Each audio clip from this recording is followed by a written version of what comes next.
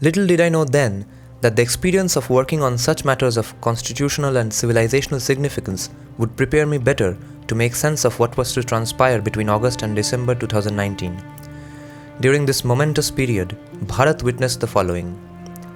Amendments were undertaken to Articles 367 and 370 of the Constitution on 5th and 6th August 2019, and the erstwhile state of Jammu and Kashmir was recognized into two union territories with effect from 31st October 2019. A constitutional bench of the Supreme Court led by the then Chief Justice of India Sri Ranjan Gogoi pronounced a unanimous verdict on 9th November 2019 affirming the ownership of the deity Sri Ram Lalla over his birthplace in Ayodhya, thereby validating a 500-year-old Indic civilizational and religious movement to reclaim Sri Ram Janmabhoomi. The Citizenship Amendment Act of 2019, the CAA, was promulgated on 12 December 2019, which provided an accelerated access to citizenship for persecuted Hindus, Sikhs, Buddhists, Jains, Parsis, and Christians from Muslim-majority countries such as Pakistan, Bangladesh, and Afghanistan. Each of these developments generated significant debate, which was natural given that these were tectonic shifts in Indian history that touched upon quite a few fault lines and unresolved legacy and civilizational issues. That said, the most troubling aspect of these debates, which kept rearing its head over and over again, was that the very legitimacy and the underlying identity of the Indian state and the Indic society were called into question.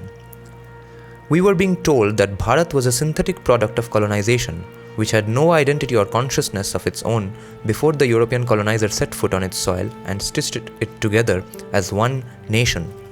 Arguments that were allegedly rooted in the constitution were being marshaled to support these positions, which effectively turned the constitution into a battleground of sorts.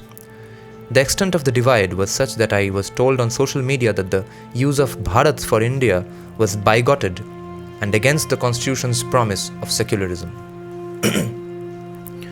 The fact that Article 1 of the Constitution expressly began with India, that is Bharat, to declare its roots and heritage to the world was barely known, and even if it was known, the significance of the use of Bharat in the very first article of the document appeared to have been lost over time.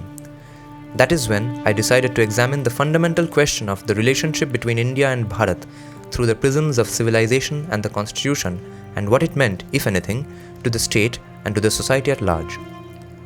To this end, I began to write a few pieces for First Post and Open Magazine, capturing my views. In particular, I argued against approaching the Constitution with a sense of affected and exaggerated religiosity without understanding it in the broader context of the civilization, which I contended was the primary canvas as well as the object of protection. To romanticize and venerate the Constitution, I argued, was to conflate the means with the end to the detriment of the civilization. In a nutshell, I took the position that the Constitution must be alive to history to serve its intended purpose. These were my tentative beginnings on this intersection, and my thoughts took better shape when I spoke at a conference in Chennai on the Hindu character of princely states based on the research that was put together for the Sri Padmanabha Swami temple case. Around this time, ideas for a book had started taking shape in my mind, and quite a few well-wishers had begun to ask me to pen my thoughts in the form of a book. However, I first wanted to run my ideas through a series of pieces before capturing them coherently in the form of a book. This, I felt, would also help me to assess if I could balance my professional commitments as an arguing counsel with my writing initiatives. While I was still mulling over the prospect of writing a book, the world was hit by the COVID-19 pandemic. I decided to use the respite provided by the lockdown to read up more on civilizational and constitutional aspects before starting a column. I set out to try and make sense of existing ideological divides across the political spectrum in Bharat. It seemed to me that regardless of labels, there was a common acceptance of the colonized version of Bharat's history, especially in matters of human rights, religion, education, environment, development, caste, and gender. In fact, there seemed to be a shared view across ideologies that there was indeed a universal and uniform moral standard that all civilized societies must adhere to. Barring a handful of scholars such as Ram Swarup, Sitaram, Goel, Dharampal, Koenraad, Elst, Dr. S.N. Balagangadhara, and Dr. Jacob D. Roover, very few seemed interested in challenging the Western normative framework which informed these so-called universal standards. Even those who publicly extolled the Indic civilization for its spiritual, philosophical, legal, and epistemological traditions seemed more interested in calling out the selective application of such supposedly universal standards. For some reason, they would not question the application of the Western normative framework that refused to accommodate Indic thought. Critically, the ontological and theological origins of this framework and their effect on non-Western civilizations such as Bharat did not seem to get the scrutiny and examination they warranted. What piqued my attention was that the reservoir of colonial stereotypes about the Indic civilization, which seemingly opposing sides or wings dipped into and drew from liberally, pun intended, was the same. While one reinforced the stereotypes to make the case that there existed no connection whatsoever between Bharat and India, the other highlighted the very same stereotypes to make its case for a liberal Bharat, a new idea of India if you will, citing Bharat's innate openness to new ideas and reform. The former at least wore its antipathy to the Indic consciousness openly on its sleeve.